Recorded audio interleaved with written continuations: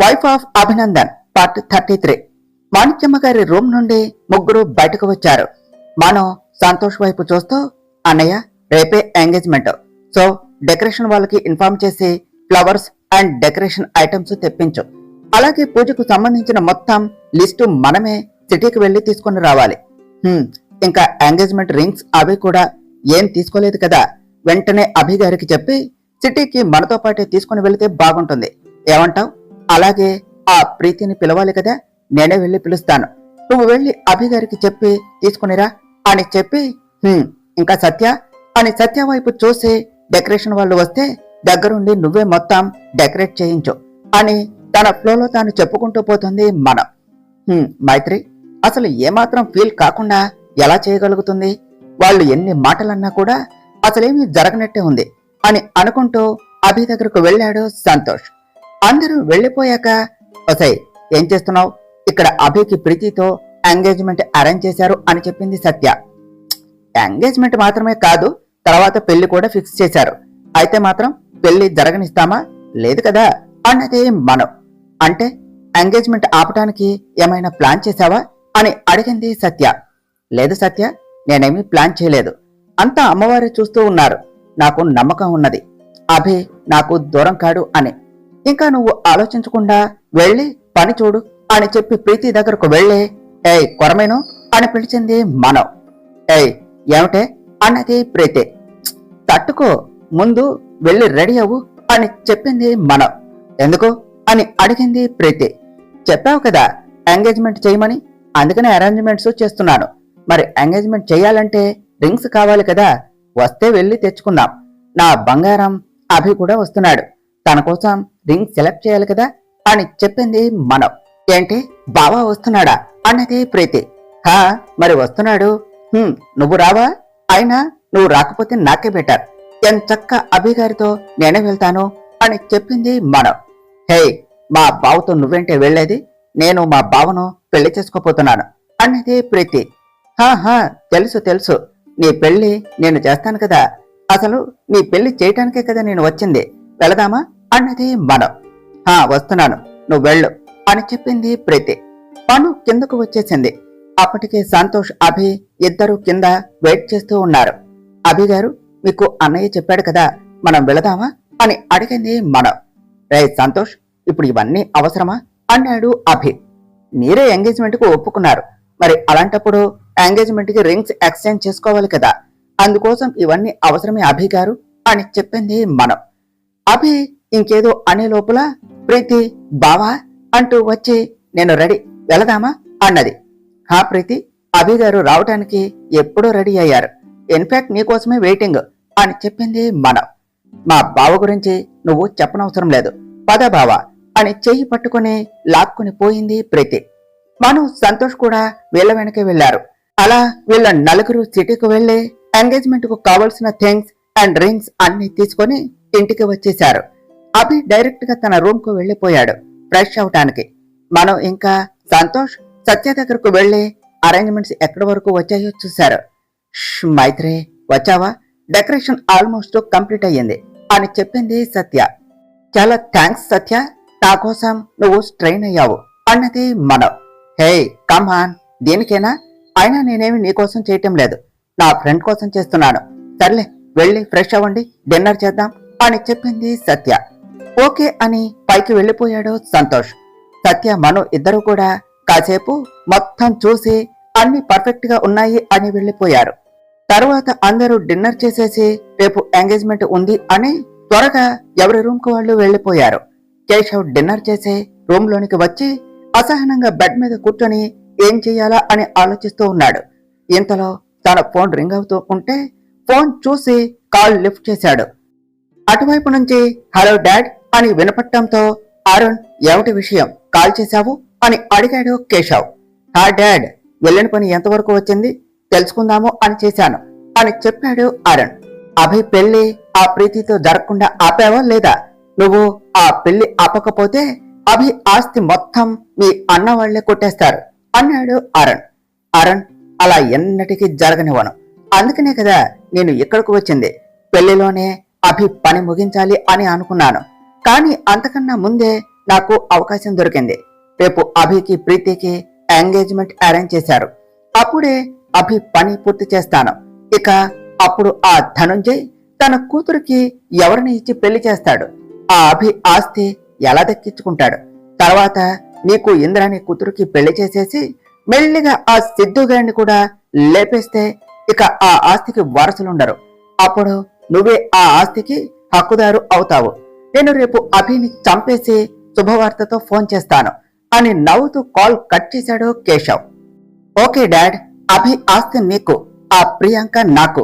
దానికున్న పొగరుకి దాన్ని పెళ్లి చేసుకుని రోజుకో విధంగా టార్చర్ చేస్తే కాని నా కోపం తగ్గదు.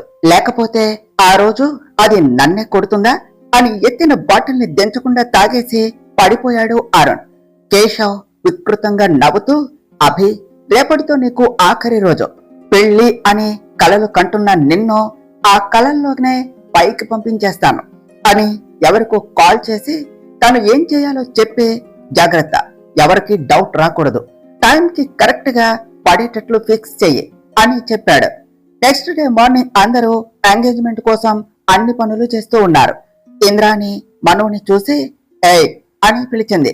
హా మేడం అని ఇంద్రాణి దగ్గరకు వెళ్ళింది మనం.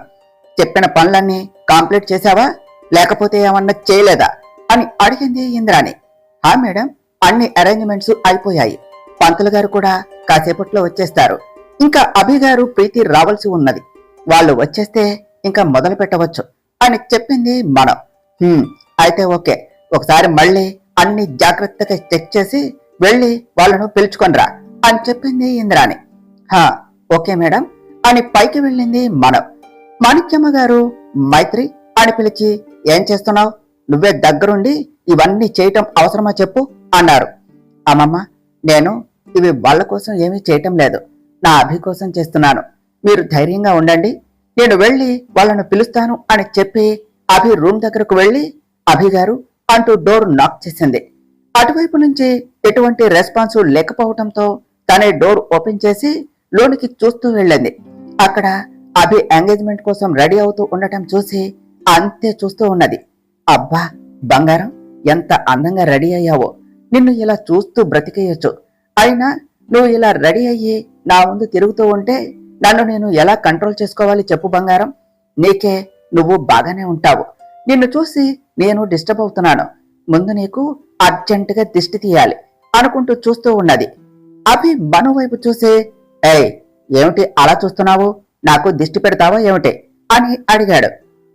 రేపు మనకు పెళ్ళైతే నిన్ను ఆడవాళ్ళ నుంచి కాపాడుకోవటమే నాకు పనవుతుందేమో బంగారం అని మనసులో అనుకున్నది. ఏయ్ నిన్నే అడిగేది, చెవుడు కూడా వచ్చిందా ఏమిటి అన్నాడు అభి. మను తేరుకుని, సార్ నాకొక డౌట్, మీరు ఇష్టం లేకుండా చేసుకుంటూ ఉన్న పెళ్లికే ఇంత అందంగా రెడీ అయ్యారు, ఇంకా ఇష్టంగా చేసుకుంటే ఎలా ఉంటారా అని ఆలోచిస్తూ ఉన్నా అభిగారు అన్నది.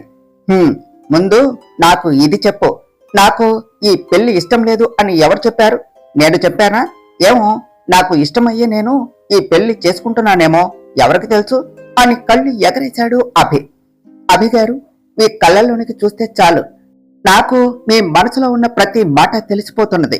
మీ నోరు నాకు అబద్ధం చెప్తున్నా మీ కళ్ళు మాత్రం నాకు ఎప్పుడు నిజమే చెప్తాయి. అవి నన్ను ఎప్పుడు మోసం చేయవు అని చెప్పింది మనం. అచ్చా ఓకే, మరి ఇప్పుడు నా కళ్ళు చూస్తే నీకు ఏమనిపిస్తుంది చెప్పు అని అడిగాడు అభి. ఈ పిల్లకు నా గురించి అంత పర్ఫెక్ట్ గా ఎలా తెలుసు? అసలు తాను ఎవరు, నన్ను ప్రేమిస్తున్నాను అని నా చుట్టూ ఎందుకు తిరుగుతుంది? నేను ఒక అమ్మాయిని ప్రేమించాను అని చెప్తున్నా అసలు ఏమి పట్టనట్టే బిహేవ్ చేస్తుంది. నన్ను ప్రేమించాను అని చెప్తుంది, రేపు నా పెళ్లి జరుగుతుంది అని తెలిసినా ఇలా అన్ని పనులు చేస్తూ ఉన్నది. మళ్ళీ నేను నిన్ను ప్రేమిస్తున్నాను అని చెప్తున్నది. ఇది నన్ను నిజంగా ప్రేమిస్తున్నదా లేదా ఏమైనా గేమ్ ప్లే చేస్తుందా? అసలు నా వెంటే ఎందుకు పడుతుంది అని అనుకుంటున్నారు.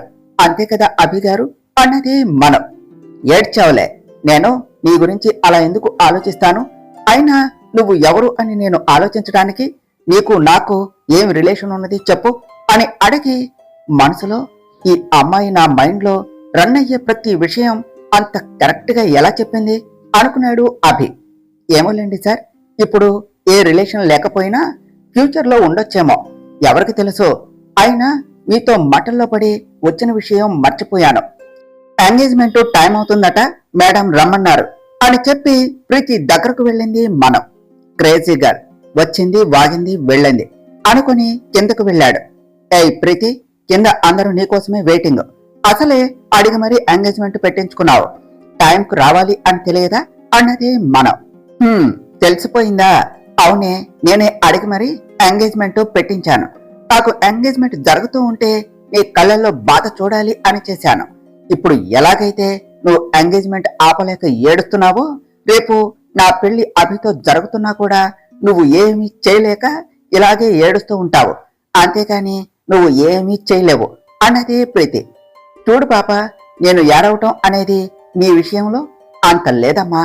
ఇప్పుడు ఏ ఎంగేజ్మెంట్ జరిగినా జరగకపోయినా కూడా రేపు అభి పెళ్లి జరిగేది నాతోనే, గుర్తుపెట్టుకో.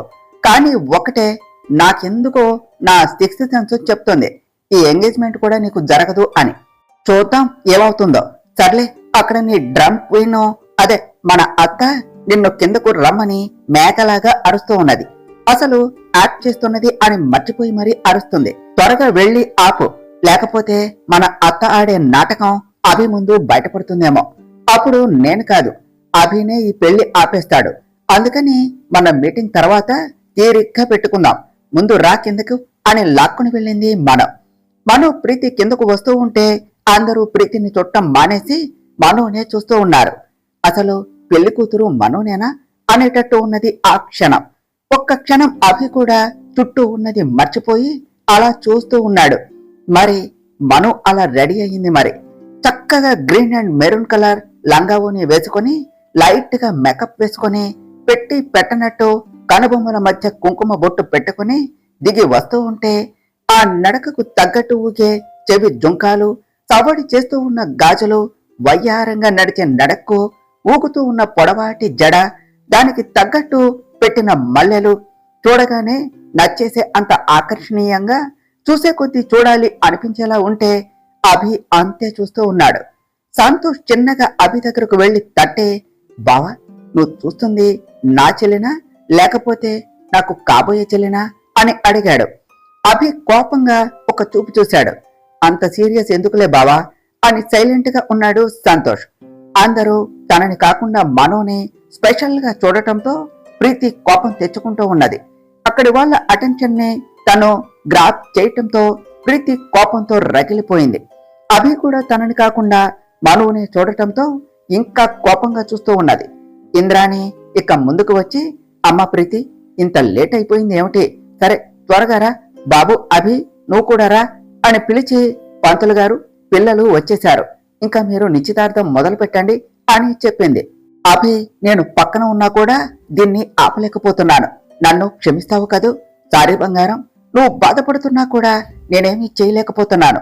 కానీ నన్ను నమ్ము బంగారం, ఈ ఒక్కసారికే, ఇకపైన నీ మనసుకు బాధ కలిగే పనులు ఏమీ జరగకుండా చూసుకుంటాను అని బాధపడుతూ చూస్తూ ఉన్నది మనం. సత్య మను పరిస్థితి అర్థం చేసుకుని తన దగ్గరకు వెళ్లి చెయ్యి పట్టుకున్నది. మను సత్యాన్ని చూసి లేని నవ్వు తెచ్చుకుని నవ్వింది. అభి పంతులు గారు చెప్పే పనులు ముభావంగానే చేస్తూ ఉన్నాడు. తను అనుకున్నది జరుగుతున్నందుకు మను వైపు గర్వంగా చూసింది ప్రీతి. మాణిక్యమ్మ గారు తను ఏమీ చేయలేక బాధగా చూస్తూ ఉన్నారు. ఇంద్రాణి, ధనుంజయ్, వనజ వాళ్ళు అనుకున్నది జరుగుతున్నది అని నవ్వుకుంటూ చూస్తున్నారు.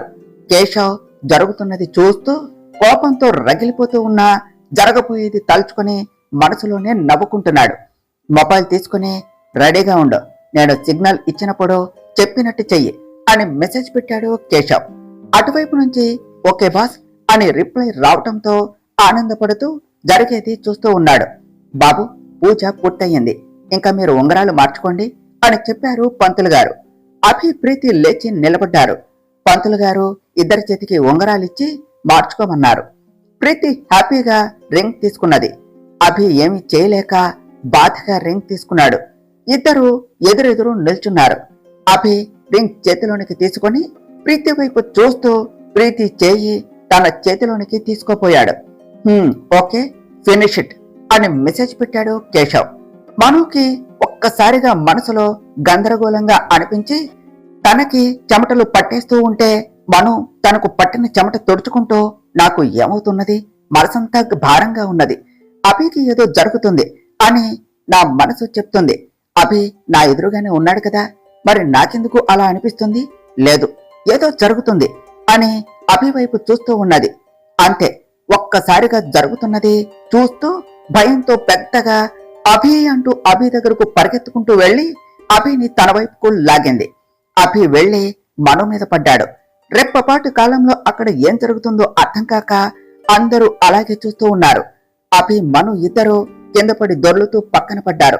కరెక్ట్ గా అభిని మను పక్కకు లాగగానే పైనుంచి శాండిలర్ ఒక్కసారిగా కిందకు పడి పగిలి ఆ ప్లేస్ మొత్తం పడింది. ఏమాత్రం ఆలస్యం అయినా ఆ శాండిలర్ డైరెక్ట్ గా అభి మీద పడిపోయేది. అందరూ షాక్ తో అలానే చూస్తూ ఉన్నారు. అదే టైంకి మను అభిని పక్కకు లాగటం వల్ల పెద్ద ప్రమాదమే తప్పింది అని అందరూ అనుకున్నారు. మను అభిలు ఇద్దరూ అలా కింద పడి ఒకరి కళ్ళల్లోనికి ఒకరు చూసుకున్నారు. అభికి మను కళ్ళల్లో తనకు ఏమవుతుందో అనే భయం, తనపైన ఎనలేని ప్రేమ కనపడుతూ ఉంటే ఆ కళ్ళను అలాగే ప్రేమగా చూస్తున్నాడు. ఆ కళ్ళు తనకు ఏదో చెప్తున్నాయి అనిపిస్తున్నది. తన ప్రేమ నిరీక్షణకు చేరుకునే మజిలీ తనే అని చెప్తూ ఉంటే తన కంటి నుంచి జాలువారుతున్న కన్నీళ్ళు నీకు ఏమీ కాలేదు కదా అని అడుగుతున్నట్టు అనిపిస్తున్నాయి. అంత అయినా కూడా చెలించని అభి మనసు మను కళ్ళల్లో నీళ్లు చూడగానే తనకే తెలియకుండా అప్రయత్నంగా తన మనసు బాధపడింది. అభి తన చేతిని ముందుకు పోనించి తన కంట్లో నుంచి జారుతున్న కన్నీళ్లను తుడిచాడు. అందరూ అక్కడ జరిగేదాన్ని అలా చూస్తూ ఉన్నారు. ప్రీతికి అక్కడ జరిగేది చూసి వాళ్ళు మండి ముందుకు వచ్చి, ఏయ్ ముందు మా బావను వదులు అని అరిచింది. ప్రీతి పిలుపుకు ఈ లోకంలోనికి వచ్చి ఇద్దరూ తాము ఉన్న పొజిషన్ చూసుకొని ఒకరిని ఒకరు దూరంగా జరిగి పైకి లేచారు. సత్య ముందుగా మను దగ్గరకు వచ్చి, మైత్రి నీకేమీ కాలేదు కదా అని అడిగింది. అభిగారు మీరు బాగానే ఉన్నారు కదా, మీకేమీ కాలేదు కదా అని మను ఇంకా అడిగేలోపు, హా మా బావకు ఏమీ కాలేదు, నువ్వు అంత కన్సర్న్ చూపనవసరం లేదు అన్నది ప్రీతి. కన్నయ్య నీకు ఏమీ కాలేదు కదా అని అభి దగ్గరకు వచ్చారు మాణిక్యమ్మ గారు. అందరూ కూడా అభి దగ్గరకు వచ్చారు. కానీ ఒక్కరు మాత్రం తను అనుకున్నది జరగనందుకు కోపంతో అక్కడ జరిగేది చూస్తూ తన ప్లాన్ ను నాశనం చేసిన మను వైపు కాల్ చేసేలా చూస్తూ ఉన్నాడు.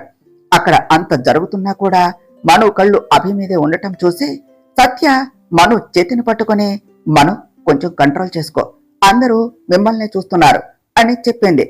సత్య మాటలకు తనని తాను కంట్రోల్ చేసుకుని తల కిందకు దించేసింది మను. అప్పటి వరకు తనని చూస్తున్న అభి మను తలదించడంతో తేరుకొని మాణిక్యమ్మ గారి వైపు చూస్తూ, ఆగ్రాని నాకేమీ కాలేదు, నేను బాగానే ఉన్నాను, నువ్వు టెన్స్ అవ్వకు, ఫస్ట్ కూల్ అవ్వు అని ధైర్యం చెప్పి సంతోష్ వైపు చూసి, సంతోష్ గ్రానీని తీసుకుని వెళ్ళు, బాగా భయపడుతున్నది అని సంతోష్ కు ఇచ్చి పంపించాడు. మాణిక్యమ్మ గారు వెళుతూ మను వైపు చూసి, నీకు చాలా థ్యాంక్స్ అమ్మా, నీ వల్ల ఈ రోజు నా కన్నయ్యకు ఏమీ కాలేదు, నీకు చాలా రుణపడి ఉంటాను, ఏమిచ్చి నీ రుణం తీర్చుకోగలనో నాకు తెలియటం లేదమ్మా అన్నారు. అమ్మమ్మ మీరు అలా అనకండి, నేను చేయగలిగినది నేను చేశాను, అంతే, మీరు వెళ్ళి కొంచెం రెస్ట్ తీసుకోండి అని చెప్పింది మను. బావా ఎంగేజ్మెంట్ టైం అవుతుంది, ఫస్ట్ రింగు పెట్టు అని చెయ్యి చూసి, బావా రింగ్ ఏది అని అడిగింది ప్రీతి. అభి చేతిలో చూసుకొని, అది ఇందాక పడిపోయి ఉంటుంది అన్నాడు. అందరూ రింగ్ కోసం వెతుకుతూ ఉన్నారు. పంతులు గారు, అమ్మ సుముహూర్తం దాటిపోయింది, ఇక ఇప్పుడు నిశ్చితార్థం చేయకూడదు అని చెప్పారు, మరి ఇప్పుడు ఏం చేయాలి పంతులు గారు అని అడిగింది ఇంద్రాణి. నిశ్చితార్థం జరగకపోయినా భయపడనవసరం లేదమ్మా, ఇంకో 2 రోజుల్లో పెళ్లి ఉన్నది కదా, పెళ్లికి ముందు శాంతి పూజ జరిపిస్తే అంతా మంచి జరుగుతుంది, నేను వెళ్లి పూజ ఏర్పాట్లు చేస్తాను అని పంతులు గారు వెళ్లిపోయారు. ప్రీతి తను అనుకున్నది జరగనందుకు కోపంగా తన రూమ్ కు వెళ్లిపోయింది. ఇక అందరూ చేసేదేమీ లేక అక్కడి నుండి వెళ్లిపోయారు. అభి కూడా వెళుతూ ఒకసారి ఆగి మను చేతి వైపు చూశాడు. తన చేతి వేలికి ఇందాక తను పట్టుకున్న రింగు ఉండటం చూసి షాక్ అయ్యాడు. ఆ రింగు తన వేలుకు ఎలా వచ్చిందా అని ఆలోచించాడు. అప్పుడు తనకు స్ట్రైక్ అయింది. తను ప్రీతి చేయి పట్టుకుని రింగు పెట్టే టైంలో తనని లాగటం, అదే టైంలో అభి బ్యాలెన్స్ చూసుకోలేక మను మీద పడుతూ ఆ రింగు తనకే తెలియకుండా మను వేలికి పెట్టటం, ఇద్దరు ఒకరి మీద ఒకరు పడటం క్షణకాలంలో జరిగిపోయింది. అదంతా గుర్తుకు వచ్చాక ఇక అక్కడ మనుని చూడలేక అభి ఫాస్ట్ గా వెళ్లిపోయాడు. ఇప్పటి వరకు అభి తనని గమనించడం చూసిన మనో అభి చూస్తున్న తన చేతి వైపు చూసుకుని షాక్ అయ్యింది. ఇదంతా ఎలా జరిగిందో అని ఆలోచించి చిన్న నవ్వు వచ్చి పెదాలపై వాలిన అసలు అభి పైన అది ఎలా పడబోయిందో అని ఆలోచిస్తూ తను కూడా సత్యతో పాటు వెళ్ళటానికి వెనక్కు తిరిగి అడుగు ముందుకు వేయబోయి అమ్మా అంటూ కాలు పట్టుకుని వెనక్కు పడబోయింది. తాను పడిపోతుంది అని కళ్ళు గట్టిగా మూసుకున్నది. సత్య మైత్రి అంటూ ముందుకు వెళ్లబోయింది.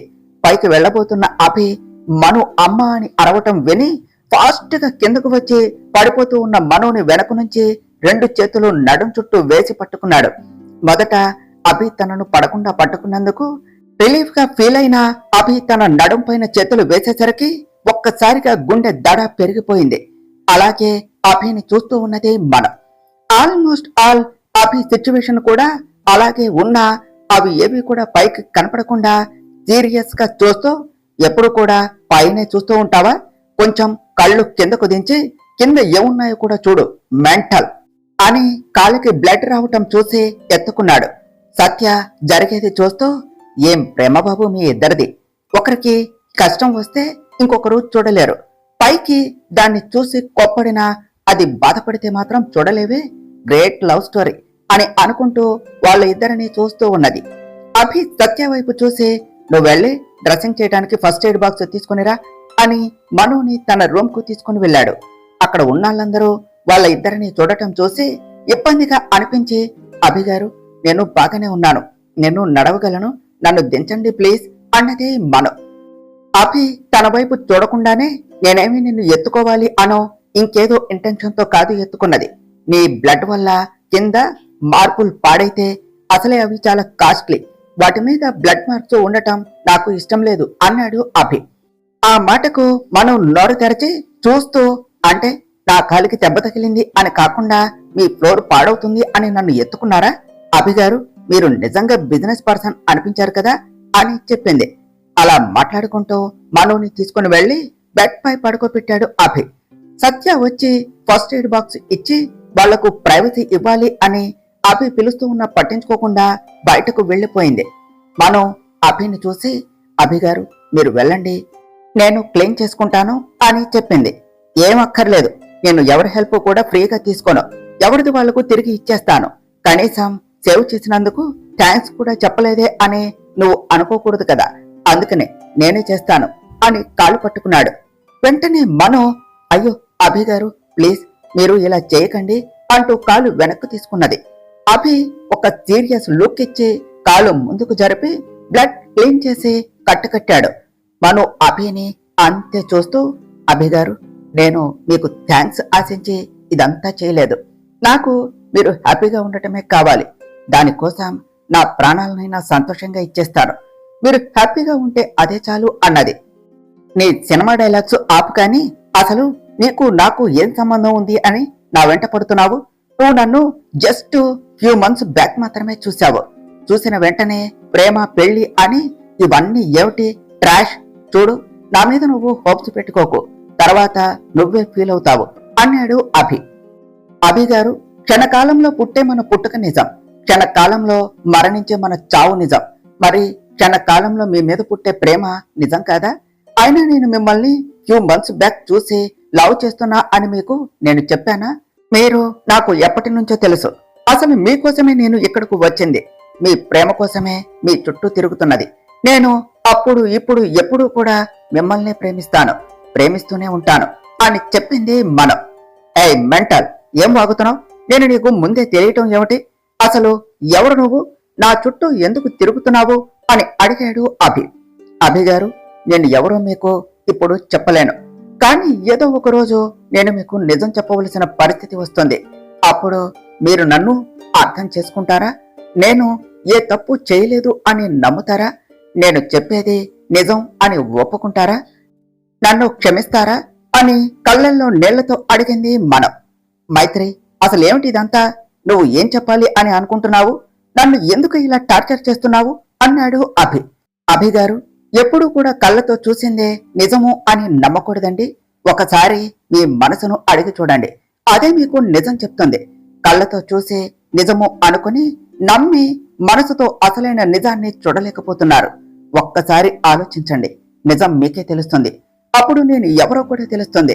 నాకు తెలుసు అభి గారు, మనం ఎప్పటికీ విడిపోము అని తన చేతికి ఉన్న రింగ్ ని చూసుకుంటూ చెప్పింది మనం. ఏయ్, అది బై మిస్టేక్ నీ చేతికి పెట్టాను, ఇటెవ్వు అని అడిగాడు అభి. హా, నేనేమన్నా కావాలి అని వెంటపడి మరి పెట్టించుకున్నానా? నేను ఇవ్వను అన్నదే మనం. ఇవ్వకపోతే నేనే తీసుకుంటాను అన్నాడు అభి. అయితే మీరే పెట్టారు, మీరే తీసుకోండి అని చెప్పింది మనం. అభి మను చెయ్యి పట్టుకుని రింగు తీయటానికి ట్రై చేశాడు. కానీ ఎంత ట్రై చేసినా ఆ రింగు రాలేదు. చూసారా అభి గారు, ఒకసారి బంధం పడిన తర్వాత మీరు వద్దు అనుకున్నా కూడా దాని నుంచి బయటపడలేరు అని చెప్పింది మనం. ఎప్పుడు ఏం చేయాలో నాకు బాగా తెలుసు అని అభి విసురుగా బయటకు వెళ్లిపోయాడు. వెళ్తున్న అభి వైపు, రింగ్ వైపు అంతే చూస్తూ ఉన్నది మనం. రూమ్ లోనికి వెళ్లిన ప్రీతి కోపంగా, ప్రతిసారి దాని ముందు నేను ఓడిపోతూనే ఉన్నాను, అది ప్రతిసారి నన్ను ఓడిస్తుంది అని అరిచింది. ఇంద్రాణి ఇంకా ధనంజయ్, వనజ కూడా లోనికి వచ్చి ప్రీతిని చూసి తన దగ్గరకు వెళ్లి తనను ఆపి, నీకు ఏమైనా పిచ్చి పట్టిందా ప్రీతి? ఎందుకలా బిహేవ్ చేస్తున్నావు? Are you out of your mind అన్నాడు ధనంజయ్. హా డాడ్, నాకు పిచ్చే. అభి అంటే పిచ్చి, బావను పెళ్లి చేసుకోవటం అంటే పిచ్చి, బావ ఆస్తి అంటే పిచ్చి, బావ నావాడు, నాకు మాత్రమే సొంతము అనే పిచ్చి, పిచ్చి పిచ్చి పిచ్చి అన్నది Preethi. Stop it Preethi, enough is enough. ఇప్పుడు ఏమైంది? ఎంగేజ్మెంట్ ఆగిపోయింది అంతే కదా, పెళ్లి కాదు కదా, దానికే ఇలా ప్రవర్తించాలా అని అడిగింది ఇంద్రాణి.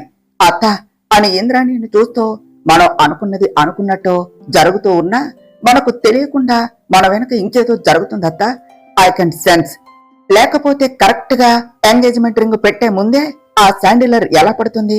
మనం ఇంకా ఇలానే కూర్చుంటే రేపు పెళ్లి కూడా ఆపుతారేమో. నాకు తెలిసి ఇదంతా ఆ ముసల్ది చేసి ఉంటుంది.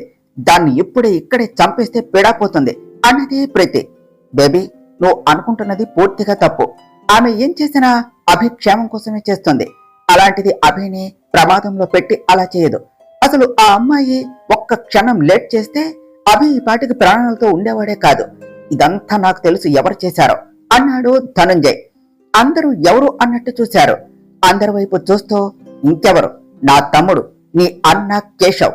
ఎస్, వాడికి మాత్రమే ఈ అవకాశం ఉన్నది. వాడికే ఈ పెళ్లి జరగటం ఇష్టం లేదు. అయినా కూడా ఈ పెళ్లికి వచ్చాడు అంటేనే మనం ఆలోచించవలసింది. కానీ మనం నెగ్లెక్ట్ చేశాము. వాడిని ఇలాగే వదిలేస్తే ఏమైనా చేస్తాడు అన్నాడు ధనంజయ్. అన్నయ్య, నువ్వు చెప్పింది నిజమే అయితే నేను తనతో మాట్లాడి తేల్చుకుంటాను అని వేగంగా బయటకు వెళ్ళింది ఇంద్రాణి. ధనంజయ్ ప్రీతిని చూస్తూ, బేబీ భయపడకు, ప్రశాంతంగా ఉండు, మనమంతా ఇక్కడే ఉన్నాము, మనకు వ్యతిరేకంగా ఏమీ జరగదు, ఓకే అని చెప్పి వెళ్లిపోయాడు. ఒకసారి అభి దగ్గరకు వెళ్లి మాట్లాడు అని చెప్పి వనజ కూడా వెళ్లిపోయింది. మాణిక్యమ్మ గారిని రూమ్ లోనికి తీసుకుని వెళ్లి రెస్ట్ తీసుకోమని చెప్పి సంతోష్ సత్య వాళ్ళ దగ్గరకు వెళ్లాడు. రూమ్ లో మాణిక్యమ్మ గారు ప్రశాంతంగా ఉండలేక వెంటనే పంతులు గారికి కాల్ చేసి కలవాలి అని చెప్పి గుడికి రమ్మని చెప్పారు. అందరితో మనసు బాగోలేదు, గుడికి వెళ్లి వస్తాను అని చెప్పి కారులో వెళ్లారు. సంతోష్ తోడుగా వస్తాను అంటే వద్దు అని వారించి ఆవిడ ఒక్కరే వెళ్లారు. అక్కడ పంతులు గారు ఆవిడ కోసం ఎదురు చూస్తూ ఉన్నారు. మాణిక్యమ్మ గారు రావటం చూసి ఎదురు వెళ్లి తనని పిలిచిన కారణం అడిగారు. మాణిక్యమ్మ గారు ఉదయం జరిగినది మొత్తం చెప్పారు. పంతులు గారు, నాకు ఆ ప్రమాదం అనుకోకుండా జరిగింది అని అనిపించటం లేదు, ఎవరో కావాలి అని చేశారు అని అనిపిస్తున్నది. అసలు క్షణకాలం ఆలస్యం అయితే నా మనవడు నాకు దక్కేవాడు కాదు. అసలు ఏమిటి ఇదంతా? నా మనవడికి ఎందుకు ఇలా జరుగుతున్నది? కష్టాల్లో ఉన్నాము అంటే చేతనైన సాయం చేస్తాడే కాని ఎవరికీ అపకారం చేయడు. ఒకసారి తల్లి ప్రేమను దూరం చేసి ఆడుకున్నాడు ఆ భగవంతుడు. ఆ తర్వాత ప్రేమించిన అమ్మాయిని దూరం చేసినట్టే చేసినా ఆ అమ్మాయి నా కన్నయ్య మీద ప్రేమతో తిరిగి వచ్చింది. కానీ తను తానే అని చెప్పుకోలేని పరిస్థితిలో ఉన్నది. తనని చూసి జాలిపడాలో ఆనందపడాలో అవగతం అవటం లేదు. అనుకునే లోపే నా మనవుడికి మరణగండం అని చెప్పారు. ఆ విధి లిఖితమో లేక ఆ జంట ప్రేమ బలమో తెలియదు, కానీ ఆ అమ్మాయి జాతకమే నా మనవుడిని కాపాడే జాతకం అని మీరు చెప్పారు. అందుకనే ముందు వాడికి నిజం తెలియటం కన్నా వాళ్ళ పెళ్లి జరగాలి అని అనుకున్నాను. అనుకున్నట్టే సత్యతో మాట్లాడి మానస గురించి అన్నీ తెలుసుకున్నాను. నా మనవడి కోసం ప్రాణాలతో పోరాడి వచ్చినప్పుడే కన్నయ్యకు తగ్గ జోడి అని నిశ్చయించుకున్నాను. తనకి ఇప్పుడు పెళ్లి చేసుకోవటం ఇష్టం లేకపోయినా అబద్ధం ఆడి పెళ్లికి ఒప్పించాను. అంత సవ్యంగా జరుగుతుంది అని అనుకుంటే మళ్ళీ ఈ ఉపద్రవం ఏమిటి పంతులు గారు అని అడిగారు మాణిక్యమ్మ గారు. అమ్మ మాణిక్యమ్మ గారు, సంకోచం వలదు తల్లి. ఆ అమ్మాయి చిన్నబాబు గారి రక్షణ కవచం. ఒక్కసారి తనతో అభిబాబు వివాహం జరిగితే ఆ మాంగళ్య బలమే తనని కాపాడుతుంది. మీరేమీ ఆందోళన పడకండి అని సర్ది చెప్పి చిన్నబాబు ప్రాణాలను అయితే తను కాపాడగలదు. మరి వచ్చే ప్రమాదాల నుండి తనను కాపాడేది ఎవరు? వాళ్ల ప్రేమే తనని ఇక్కడి వరకు చేర్చింది. ఆ ప్రేమే వాళ్లను కాపాడుతుంది అని అనుకుంటున్నాను తల్లి. అందుకనే మీకు సగం నిజం మాత్రమే చెప్తున్నాను. ఇక అంతా ఆ అమ్మవారే చూసుకుంటారు అని మనసులో అనుకున్నారు పంతులు గారు. ఏది ఏమైనా నా మనవడు మనవరాళ్లు పెళ్లి చేసుకుని సంతోషంగా ఉంటే చాలు పంతులు గారు. అంతకంటే ఈ ముసలి ప్రాణం ఏమీ కోరుకోదు. ఒకసారి పెళ్ళయ్యాక మనోకి అన్ని నిజాలు చెప్పి అభిని అప్పగిస్తే చాలు పంతులు గారు. తను ఇప్పటి వరకు చాలా బాధలు అనుభవించింది. అసలు ఇదంతా ఎవరు చేశారో ఎందుకు చేశారో తెలియదు. అభికి నిజం తెలిస్తే ఇద్దరికి ప్రమాదం అని నేను కన్నయ్యకు చెప్పలేకపోయాను. ఈ పెళ్లి తరువాత అయినా వాళ్ళ జీవితం సంతోషంగా ఉంటే చాలు అని అక్కడి నుండి బయలుదేరారు మాణిక్యమ్మ గారు. ఇంద్రాణి ప్రీతి రూమ్ నుంచి బయటకు వచ్చి డైరెక్ట్ గా కేశవ్ రూమ్ కు వెళ్లి అన్నయ్య అంటూ పెద్దగా అరిచింది. ఎందుకు ఇంద్రాణి అలా అరుస్తున్నావు? అసలే అందరికీ నీకు హెల్త్ బాగాలేదు అని నమ్మించావు. ఇప్పుడు ఇలా అరిస్తే వాళ్లకు డౌట్ వస్తుంది కదా, కాస్త స్లోగా పిలువు అన్నాడు కేశవ్. ఇంద్రాణి కోపంగా రూమ్ లోనికి వచ్చి డోర్ లాక్ చేసి కేశవ్ వైపు తిరిగి నిలబడి తన వైపు కోపంగా చూసింది. ఎందుకు ఇంద్రాణి ఇప్పుడు అంత కోపంగా ఉన్నావు? నేను ఏం చేశానని నా దగ్గరకు వచ్చావు అని అడిగాడు కేశవ్. నీకు తెలియదా అన్నయ్య నేను ఎందుకు వచ్చానో అని అడిగింది ఇంద్రాణి. నువ్వెందుకు వచ్చావో నాకు ఎలా తెలుస్తుంది ఇంద్రాణి? ఓ చెప్తేనే కదా తెలిసేది అని చెప్పాడు కేశవ్. అన్నయ్య తెలివిగా మాట్లాడుతున్నాను అని అనుకుంటున్నావా అన్నది ఇంద్రాణి. ఇంద్రాణి నేనేమి తెలివిగా మాట్లాడుతున్నాను? నువ్వు తిన్నగా అడుగు, నేను సరిగ్గా సమాధానం చెప్తాను. నాకేమి నాటకాలాడటం రావు. ఏదైనా నేరుగా చెప్తాను, ఎదురుగానే చెప్తాను అని చెప్పాడు కేశవ్. అయితే ఆ శాండిల్ అభి మీద పడేలా చేసి అభిని చంపాలి అని చూసింది నువ్వేనా అని అడిగింది ఇంద్రాణి. కేశవ్ సైలెంట్ గా ఉన్నాడు. చెప్పన్నా, ఆ పని చేసింది నువ్వేనా? ఎందుకు చేసావు ఇదంతా? అభిని ఎందుకు చంపాలి అని అనుకున్నావు అని అడిగింది ఇంద్రాణి. అవును, నేనే ఆ పని చేసింది. అయినా అదేదో నీ కన్న కొడుకు అన్నట్టు అడుగుతున్నావేమిటి? నీ మొగుడు మొదటి భార్య ఆ అపర్ణాదేవి కొడుకే కదా. వాడి మీద ఏదో ప్రేమ ఒలికిపోతున్నట్టు అడుగుతున్నావు. నువ్వు వాడి మీద చూపిస్తున్న ప్రేమంతా కూడా అభి పేరు మీద ఉన్న ఆస్తి కోసమే కదా. అందుకోసమే కదా నాటకం ఆడి మరి అభికి ప్రీతికి పెళ్లి చేయాలి అని అనుకుంటున్నావు. కానీ ఒక్కటి ఆలోచించు ఇంద్రాణి, అభి ప్రీతిని పెళ్లి చేసుకుంటే ఆస్తి మొత్తం కూడా ధనంజయ్ ప్రీతి వాళ్ళ చేతిలోనికి వెళుతుంది. కానీ నీకెందుకు వస్తుంది? పెళ్ళయ్యాక అభి చచ్చినా కూడా ఆస్తి మొత్తం అభి భార్యగా ఆ ప్రీతి ఎగరేసుకుని పోతుంది. అదే పెళ్లి కాకముందే ఆ అభిగాడిని లేపేస్తే, అందుకనే అభిని చంపేయాలి అని అనుకున్నాను. అందుకనే అలా జరిగేలా ప్లాన్ చేశాను. కానీ చివరి క్షణంలో అదెవరో పెద్ద వీరనారిలాగా వచ్చి అభిని కాపాడింది. అసలు అదెవరో ఈ మధ్య అభి పక్కన తరచుగా కనపడుతుంది. దానికి వాడికి సంబంధం ఏమిటి?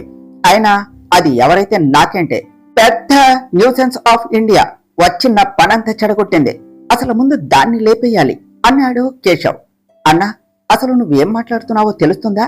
అభిని చంపితే ఏం జరుగుతుందో తెలుసా అని అడిగింది ఇంద్రాణి. ఏం జరుగుతుంది అంటావేమిటి ఇంద్రాణి? అభి చస్తాడు. వాడి ఆస్తి మొత్తం ఆ తర్వాత ఈ ఇంటి వారసులైన నీ పిల్లలకి దక్కుతుంది అని చెప్పాడు కేశవ్.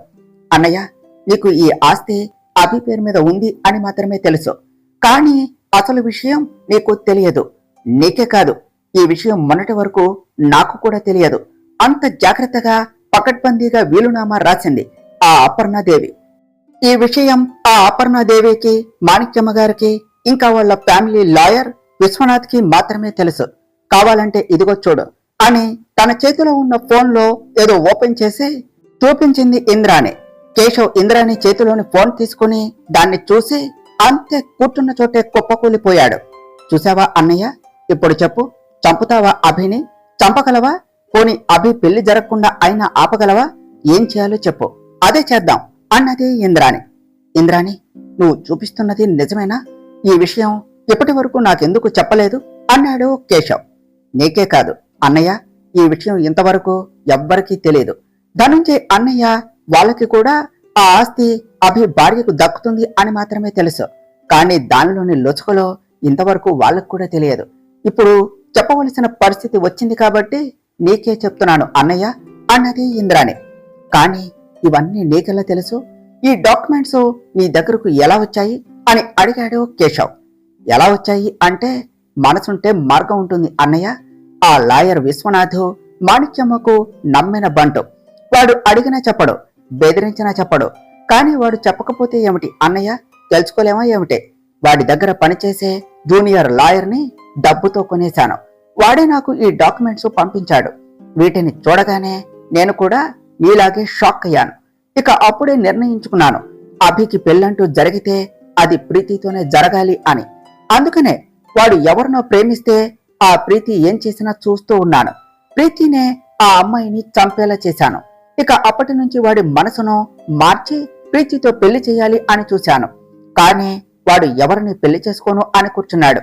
కొన్నాళ్లు పోతే వాడే మారుతాడు అని అనుకున్నాను. కానీ అలా జరిగేలా లేదు. అందుకనే హార్ట్అటాక్ అనే నాటకం ఆడి పెళ్లికి ఒప్పుకునేలా చేశాను.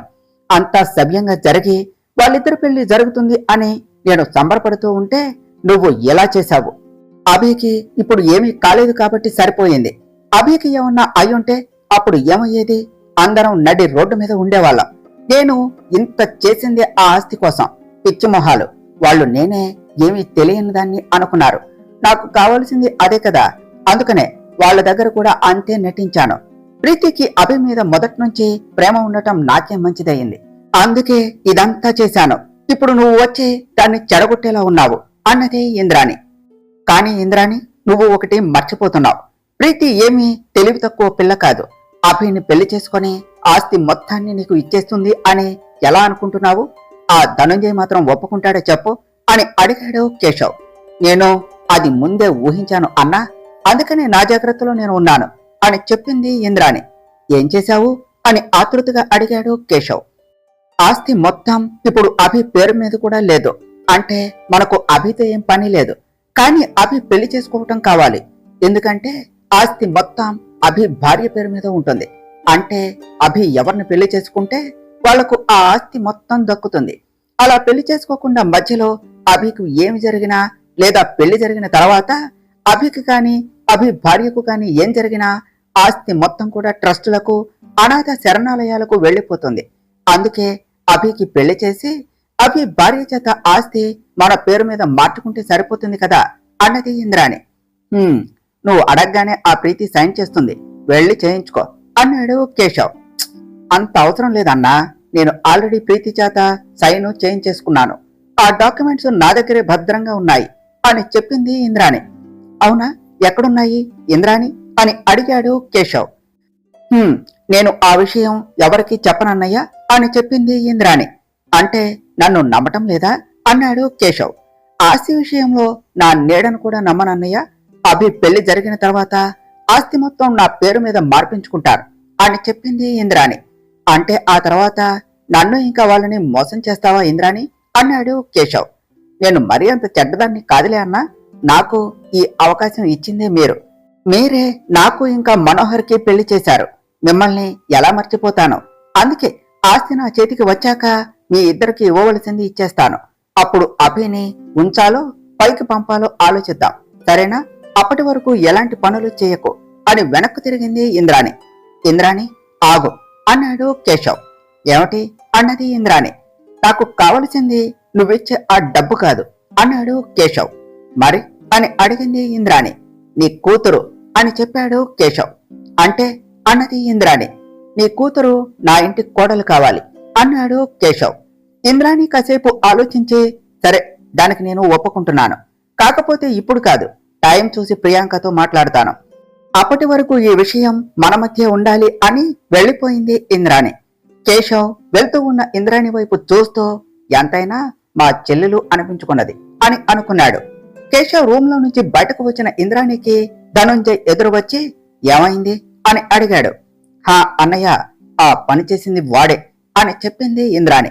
చెప్పానా? నాకు ముందే తెలుసు ఇది వాడి పనే అని. వాడిని వదలను అన్నాడు ధనుంజయ్. అన్నయ్య, వాడితో నేను మాట్లాడాను, ఇంకేమీ ప్రాబ్లం లేదు. ఇప్పుడు నువ్వు వెళ్ళి సీను క్రియేట్ చేయకు, పెళ్లి అయ్యేంత వరకు సైలెంట్ గా ఉండు అని చెప్పింది ఇంద్రాణి. నువ్వు చెప్పింది కూడా సరైనదే అని ధనుంజయ్ కూడా అక్కడి నుండి వెళ్లిపోయాడు. ఇక అందరూ ఈవినింగ్ వరకు రెస్ట్ తీసుకుంటూ ఉన్నారు. మనం, నీ కాలు ఎలా ఉంది అని అడిగింది సత్య. కొంచెం పర్వాలేదు సత్య, ఫీల్ బెటర్ అని చెప్పింది మనం ఈవినింగ్ గుడికి వెళ్ళాలట అని చెప్పింది సత్య. ఎందుకు సత్య అని అడిగింది అది మార్నింగ్ అలా జరిగింది కదా, అందుకే గుడిలో అభిచేత పూజ చేయిస్తారట అని చెప్పింది సత్య.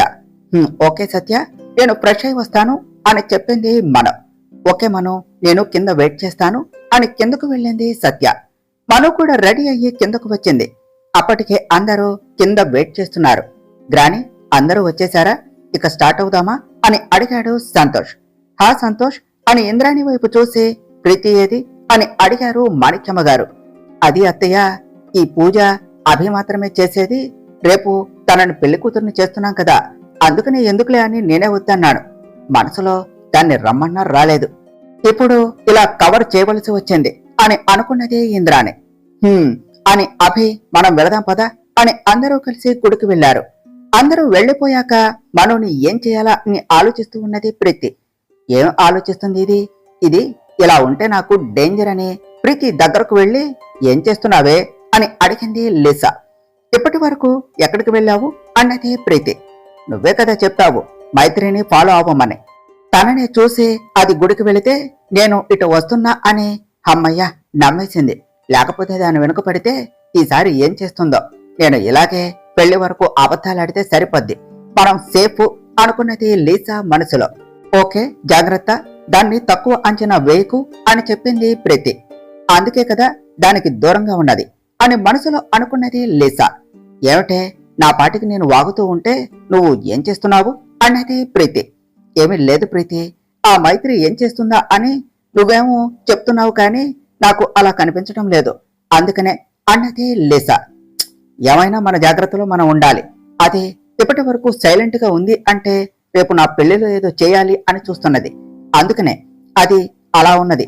అందుకని నేను ఒక ప్లాన్ ఆలోచించాను అని చెప్పింది ప్రీతి. నేను చచ్చాను అన్నది లీసా.